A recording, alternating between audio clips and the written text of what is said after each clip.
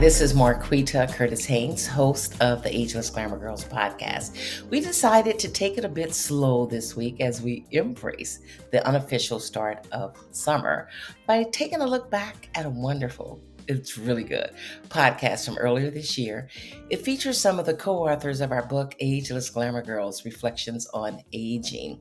They take on loneliness and find their people. This should help you find yours too. The key is to stay engaged. If you're lonely, you're not alone. There's a loneliness epidemic going on across this country, and it's especially hitting hard for older women. That's why it's crucial to stay connected, stay engaged, find your tribe, find your crew. And that's what we're going to talk about on today's podcast. I'm Marquita Curtis Haynes. I am founder and CEO of the lifestyle brand Ageless Glamour Girls. I'm also a host of a podcast of the same name, and you're on that podcast right now. And you can see behind me, there's a book. We just released a book. It's called Ageless Glamour Girls, Reflections on Aging. And it's an Amazon bestseller. Thank you very much. And it features 12, I'm the 13th, phenomenal authors. They each have a chapter and they're sharing their ageless aging journey. And I wanted you to meet these three today because they were featured on our Galentine's Day special a few weeks ago. And they read lines from their chapters, and their chapters are about this very thing, reaching out, staying connected, finding your joy. I'm so glad you're here. So now I'm going to introduce you to these wonderful women. We have, we have Karen Herlins, and say hi, Karen. And the name of her chapter is The Antidote to Aging is Belonging. See where we're going here, right? We have Melinda Rinzivillo, and the name of her chapter is Finding My Joy. And then we have Cheryl Collins, and the name of her chapter is My Grand Journey. Now, all of these women talk about the importance, again, of belonging and finding your joy and connecting with others. So thank you so much, everybody, for being here. And by the way, as I just mentioned, the Galentine's Day special. So we did record the Galentine's Day special. You can find it on the Ageless Glamour Girls YouTube channel or on the Facebook page. We also posted it there in case you want to see the whole hour, because it was so good. It really was good. But this subject matter is so important. That's why I had to bring these ladies on to talk about this again. So I'm going to start with Melinda, Finding My Joy. Melinda, tell us a little bit about your chapter and how you came about it.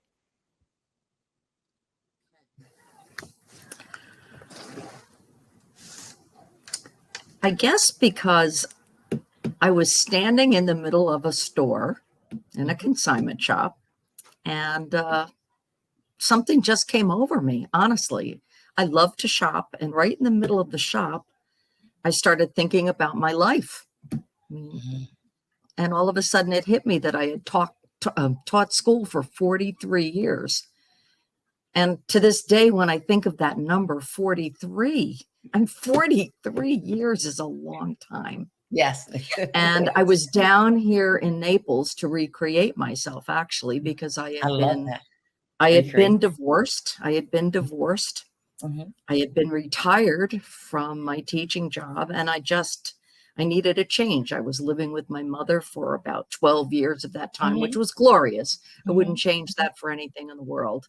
Mm-hmm. It was a wonderful time together, but I just needed to recreate myself. I needed to find my sense of who I was again. And mm-hmm. I did have a property at that time with my sister, but she wasn't down here. So mm-hmm. it was just me. I came down all alone. I don't know what I was thinking. And you didn't know anyone. Because I didn't know one. You knew no one here. I basically knew one person just a little bit. Mm-hmm. I did get a teaching job again down here. So I started right in working again. And that was a little comfortable because I knew teaching from, mm-hmm. Teaching in New York for so many years. Mm-hmm. But in the position that I was in was gifted specialist work. Mm-hmm. And I wasn't able to become any part of anyone's staff. I was always in a different building, in a mm-hmm. different location. So there I was out there kind of floating around by myself as a Wow. single divorced woman after almost 20 years of marriage. And what do you do with yourself? Right, right. And I want to inject something here, what they say about retirement. You retired from the school district. And so that's what kept you busy. You know, that was your purpose at the time. So after you retired, some women experience, or some people experience a little loneliness or, you know, isolation there. Did you experience Absolutely. That? Absolutely. When I came down, that one person that I barely knew owned she owned a hotel and restaurant, and I became the hostess there. Just, I would go from working to hostessing and then drive myself home at night late and get up the next morning and do the same thing all over again. Not so much to meet people, but because I was alone and I didn't want to go out by myself and look like, you know, the lady sitting at a bar. That just wasn't me. Right. And I had to make some lemonade out of, they weren't really lemons, but in a way I felt that I had lemons, because everything that I was comfortable with and everything that I knew was over. And I love what you say about recreating yourself. It's exactly what I had to do. I see, Karen, you're nodding your head too, right? Right. We'll get to your story. I love that. Yes. So you started at a consignment shop, volunteer, and that's how you and I met. Yeah. So that's a couple of years later. When I knew I was going to be done with teaching, I knew myself enough to know that I needed something to do when I retired. I just had to have something, and I love to shop. So while I was teaching, I would go to all these consignment shops that would keep me busy. I'd go and have something to eat by myself. I didn't know anybody. And for a while, that was really good, because you get to know yourself. And I think that's really important. But I also told them at the consignment shop, one day I'm going to work here. And there's a whole backstory to how I got there. But I eventually did get there my last year of teaching, and I'm still there today, and it's 8 years later. And that for me has been a second career. And it's been just the best opportunity to meet people. You know, not all are my closest friends here, but many of them have become wonderful associates, wonderful friends. They've become people that I love to do things with, different things like theater, or just going out for a drink or for dinner after work. It gave me some solid ground, at least to begin with. And I love it. And I have to both because of the career, but because of the opportunity to meet so many just wonderful people, interesting people. Oh, and you, Marquita. I raised my hand because that's how Melinda and I met, at the consignment shop. And it was so interesting. We knew we were gonna be friends. Yes, because she came to me and that was helping me out. And then later on, she said she got really close. She looked into my eyes. She's like, Marquita, I have a feeling that you and I are going to do a big project together. We're going to do great things together, right? We're going to write something. I'm like, okay, Melinda. Okay, sure. Okay. But she was so cool. She was so cool. And I just loved meeting her. And now she's busy. She's hard to catch up with now, because she's part of this group, part of that group. And that is so important. Why is that so important for you, Melinda, to connect with so many different women at this age? Well, I think it's at any age for me, but at this age, being down here by myself, I kind of grew into myself, if that makes any sense. You know, when you get a little older, many people say, hey, you know, I can do whatever I want. I can say what I want. For me, it was just about being open to so many new opportunities. I had lived in a small town my whole life where I didn't see much growth, honestly. I loved it. It was a chapter of my life. It served a purpose, but I don't fit there anymore. Although I still love the community and I love the people that are there. It was very important to who I developed into, but that this new chapter has just become another adventure for me, honestly. And I just meet so many interesting people. They all just feed a part of my soul. Somebody feeds the artistic side, somebody feeds the literary side, the shopping side, the going out and party a little bit side. I mean, party just a little bit. And I have to say, and the spiritual side. That's true. That's true. I mean, that's true. Now, Melinda's in her 70s. That's how, if you want to give your age, that's up to you, but she's in her 70s. So for her to embark on this, 73. So for her to embark on this, but I feel great. I love it. I feel great, and I'm having fun. And I do believe a lot of this is about connection. And not every one person is going to fill every part of your body. That's why you have friends. That's true. You know, you have people that love comedy. I'm going to a comedy show tonight with people. You know, I went out this afternoon with people who are in a club, and we're working on a committee together. And I'm one of these people. I'm a glass half full. Glass half full. I like to find the beauty and the joy in every situation, because it doesn't serve any purpose to look at the negative. Just brings you down. That's right. I love it. It's a choice. It's a choice. That's right. Thank you, Melinda. We're going to come back to you. And who wants to go next? Karen, Cheryl. Doesn't make me any difference. Boom. Okay, sure. Oh, Karen. Okay, we're going to go with Karen. The antidote to aging is belonging. That's the name of her chapter. The antidote to aging is belonging. All these chapters are just true. I'm going to tell you that after the pandemic, I just completely fell apart and felt completely isolated, need to redirect, redesign, readdress my life. I have been living in a town that just never fit for me. After the pandemic, an old friend of mine reached out and said, let's do a once a month luncheon. And I thought, oh my God, that's wonderful, because now I have one friend. And when I confessed to her that I didn't really have a group of gals that I really felt connected to, she said, well, we're going to fix that right now. She said, I belong to a women's social group, and guess what? We're all looking for friends. And, you know, that was really what it was about. These are women who were looking to be friends. And so I joined the group, and I was completely overwhelmed. And there were over 100 women in the group, and I didn't know where I fit in or why I was there. And I just basically realized that you have to keep showing up and belonging, because that is the only way you're going to feel connected. But also, the whole concept of having women friends is such a beautiful thing. It is like having a blanket over you where you feel protected. There, you know, guys are great, and guys serve. Look, we marry them. Most of us marry them. But I was going to point, yeah. There's a very different story that we tell to our girlfriends. And I just think that's a beautiful thing. And right now, I have a tremendous, beautiful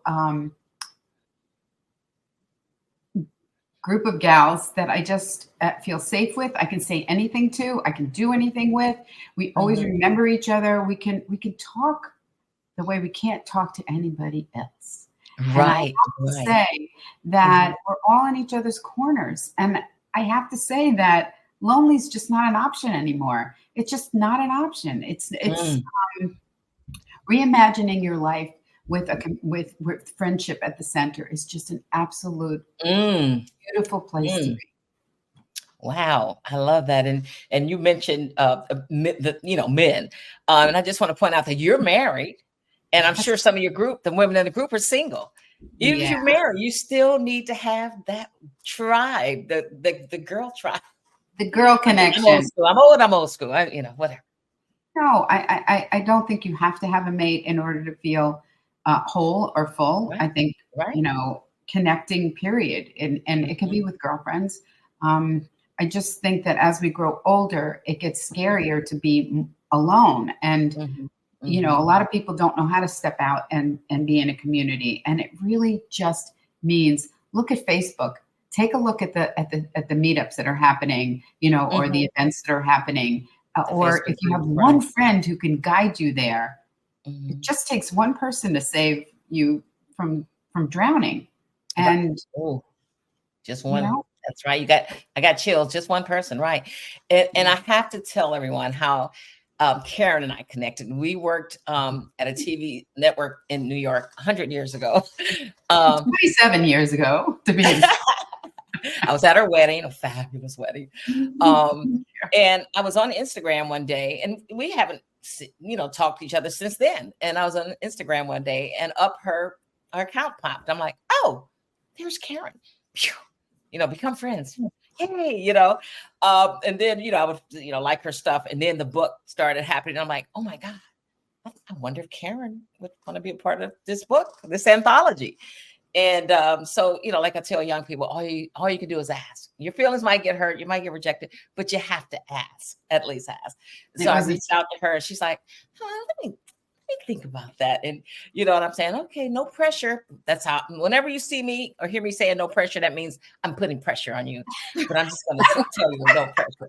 But I'm just so thankful that Karen has come back into my life, that we're back into each other's lives, and on this project together.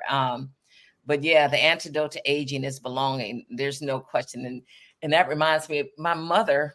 After my father died, men came courting, she didn't want to have anything to do with any of them. She's like, there was only one man for me. And I'm like, okay, Mom. And she also said, plus she's like, why would I want another man to pick up after? I'm sorry. That reminded me of that song. Remember Fifth Dimension? One less cup, one less man to pick up after. Remember that song? Yes. But she used to go to the store, and she would be gone for like an hour or two. And, I'm like, you just went to pick up some coffee, but she would be in there. And now history is repeating itself, because I'm the same way.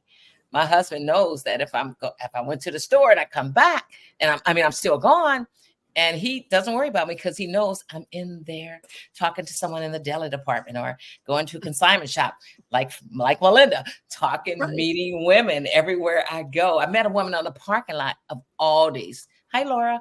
I met her a couple of weeks ago, and it was like, okay, now we're connected. It's so cool. You never know when you're going to meet people, but you have to do it. You have to do it when you can, right? And I just want to go back to Melinda moving here by herself, in Naples by herself, not knowing anybody. That's how I was when I moved to New York. Nobody could believe it. Marquita, right. Nobody could believe that because I had a load of friends up in New York, and we had all gone to church together, and many of us grew up together. That's a small little town. Nobody could believe that I did it. I couldn't believe that I did it, but it's been a growth enhancing change. It's been a wonderful opportunity. It's a great adventure. So, and it's so much easier when you're younger, right? To get up and move. Because I think I was just turning 30 when I moved to New York City. I knew one person there, but they left like 2 weeks later after I got there. And I used to walk. I was on 57th Street, and I used to, every day I would walk. They put me up at a hotel for 2 or 3 months. And I used to walk to Bloomingdale's every day, just walking for, and then I would cry. I think I cried every day for like a month when I first moved to New York. And then years later, with the exception of my husband's sister and his daughter, everybody else was from New York in my wedding. That's so funny. But anyway, all right. Thank you. Okay, we're going to get to Miss Cheryl, who's going to tell us about her grand journey. That's a journey that I've always wanted to take, to have grandkids. Next lifetime. Right? It's okay. My grand journey is actually about becoming a grandmother. So at the time when my son and his wife told me that they were going to have their first child, I was not ready. I was 49. I was like, I'm too young. I'm too young to be a grandmother. And I wasn't trying to make it about myself, but yeah, that was my first thought. Okay, it was about myself. But since then, it's been wonderful. Now I have five grandsons, age 6 to 15. Nice. And but talking about reconnecting and friends, when growing up, I didn't have a lot of friends because my parents were not they were not friendly to they thought friends would like ruin you, bring you down, lead you down the wrong path. And I took all of that to heart, and I didn't form a lot of friendships in my childhood. But as I grew older, and you meet people at work, and I've had one friend who I met in the 90s, and we're still friends. She moved to California. We talk every once in a while. We pick up where we left off. It's wonderful. And of course, I met Marquita at a job we had. We were remote, but we became friends instantly. And best friend I actually met in my own home. My son's wife, my daughter-in-law. We're best friends. We go shopping. That's amazing. Together, we travel together. We talk about, and we all live together because part of my story is that we live in a multi-generational household. So there are 10 of us here, 5 adults, 5 children. So my husband, I love that. My son and his wife and 2 sons, my daughter who's divorced and her 3 boys. So it's a lot of people, but we have our own space so we can, separate, go to our own corners and just be by ourselves. But we also have our common areas where we get together and laugh. I love that. And argue. And never a dull moment. Never a dull moment. Never a dull moment. That's so true. But speaking of friendships, I do have now all the women that I met on Ageless Glamour Girls. And also just, people that I meet from work or wherever I go. And I just made a new friend. I was just actually last week met someone at a senior center where my husband goes to. And it just turns out we have similar stories. Both grew up in New York, moved to Atlanta when, 20, 30, 40 years ago. We love to travel and we love to read romance novels. So that's one major thing we have in common. And I'm joining their book club that they have at the center. So connecting with women and having women friends, it's so important. And I live in, you could be lonely even in a house full of people, right? But I don't feel it. And the part of it is connecting, because you can be in a house full of people and still feel lonely. But and for older women, as you said, Marquita, it's an epidemic. But the antidote is connecting and just I'm not a talker, so when I go out to the store, I don't say anything to anyone. I'm my mother. What can I tell you? I'm my late mother. That is not me at all. But I do know the importance, the absolute importance of connecting with others, and especially connecting with women who, you may find that you think you have nothing in common with them, but then you find that you do. This woman that I just met, we love romance novels. She turned her living room into a library, floor to ceiling bookcases. I love that. And she sent me a picture. Nice. I was like, oh my God. Hashtag goals, as the young kids say. So, it's so important. And as I said, my best friend lives right here in my home, and it's amazing. It's wonderful to have someone to, I love that board to talk to, just and to hear their stories and what they're going through. And she's in her 40s, early 40s, and she has friends that are in their 20s. So we're all multi-generational around here. I love that. So I go out with them, and we have a little group there that we go. We have dinner every once a month or something. So it's just it's been amazing. And and typically, when you hear about daughter-in-laws and mothers, sometimes there's a clash. Yeah, a little bit of clash here and there, from time to time. I got along great with my mother-in-law, so I wanted to pass that along. My mother-in-law and I were good friends. Yeah, but so now my daughter-in-law. Yes. Yeah. So it's a blessing. It is a blessing.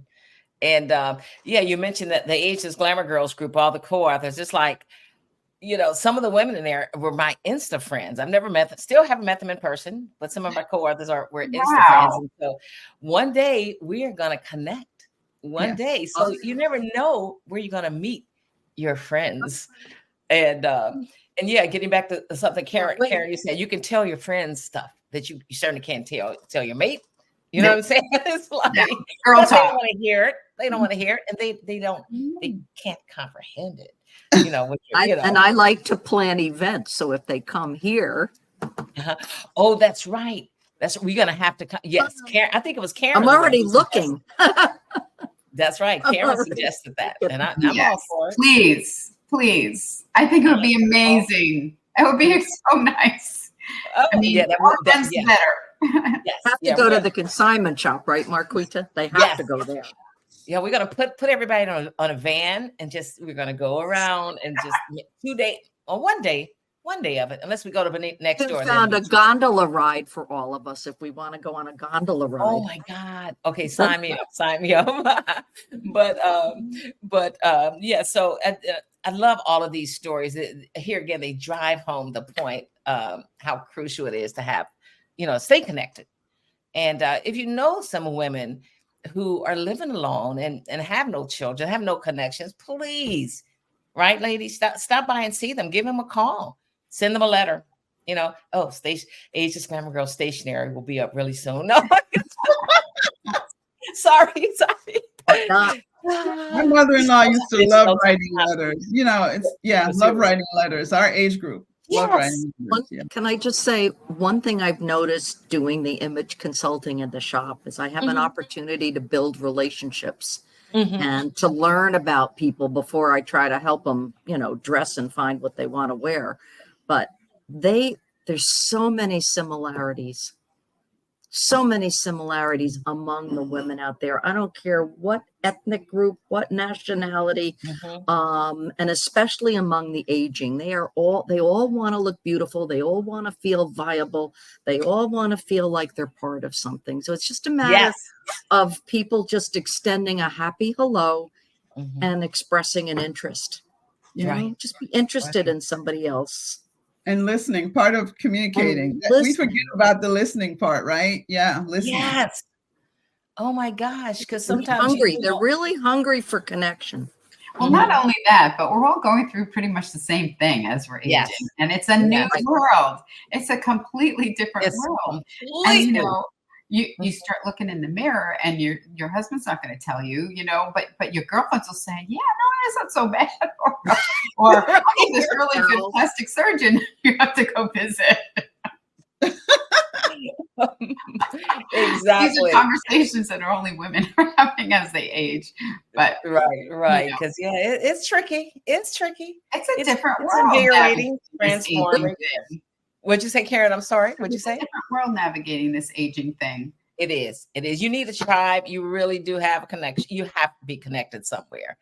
Somehow. And what? As you said, I'm sorry, but as you said, pull in the people who really are newly retired or newly widowed or just looking for some kind of group to belong to. I mean, for years, I knew about volunteering. I knew about book clubs. I knew about this dancing class, blah, blah, blah, blah, blah.